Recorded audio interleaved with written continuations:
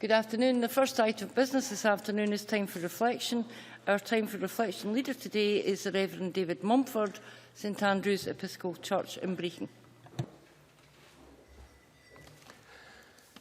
I'm David Mumford. I'm Rector of Brechin and Taffside in the Brechin Diocese of the Scottish Episcopal Church. And many thanks indeed for inviting me here today. Begin with a true story about taking sides and the common good. 20 years ago, I was a parish priest in East Newcastle upon Tyne and had a good relationship with the local Methodists, and their minister was a very lithe and active young man. And one day he saw a youth mugging an elderly lady and stealing her handbag. He took off in pursuit, collared the youth, and sat on him until the police arrived. Later that day, he went to the police station to visit the youth and found him with quite severe bruising, which the youth alleged had been caused by the police. So the minister went to the station sergeant and lodged a formal complaint about the ill treatment that the young man had received.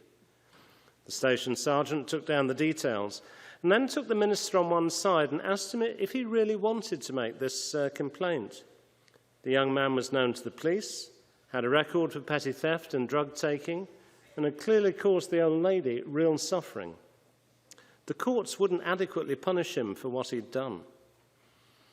He ended up by congratulating the minister on apprehending the youth and then said, "Well, whose side are you on, ours or his?" Taking sides is often a problem in reflection on the common good. And after a period of silence, the minister said, "I think I'm trying to be on God's side." One of our episcopal prayers goes as follows: "Bless and guide Elizabeth our Queen, give wisdom to all in authority, direct this and every nation in the ways of peace and justice, that we may honour one another and seek the common good." And the common good, something which enables all people to flourish. In John's Gospel, that we may have life and have it in abundance.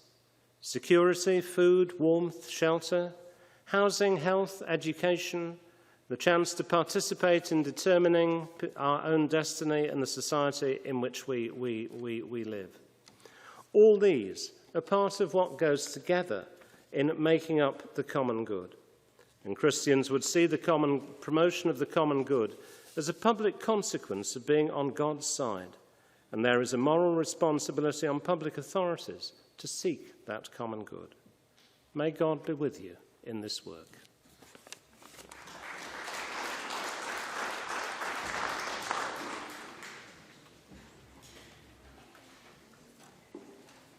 Thank you. The next item of business is consideration of business motion number 13421. In the name of Joe Fitzpatrick.